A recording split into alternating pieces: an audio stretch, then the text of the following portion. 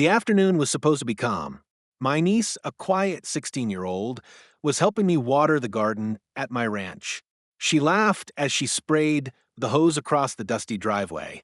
Then the HOA patrol truck rolled up, 3 of them, looking official but with no authority over my land.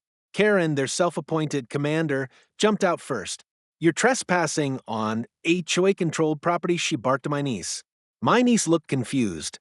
"This is my uncle's house," she said, pointing to me.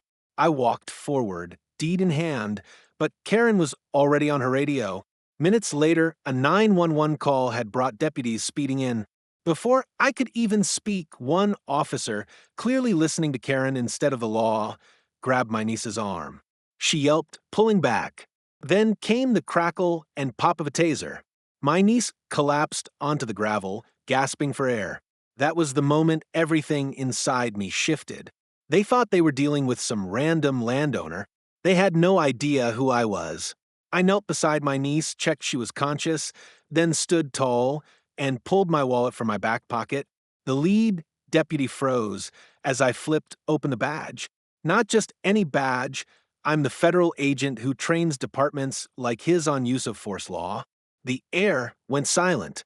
"You just tossed a minor," I said evenly. "On private land you have no jurisdiction over." Karen's smug face drained of color. The deputies exchanged glances, realizing instantly they'd been manipulated. Body cams still rolling, I demanded reports filed, badge numbers written, and Karen placed in custody for filing a false report.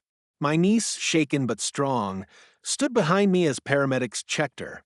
By the end of the night, the HOA patrol truck was gone, Karen was booked into county jail, and every officer involved faced a full investigation.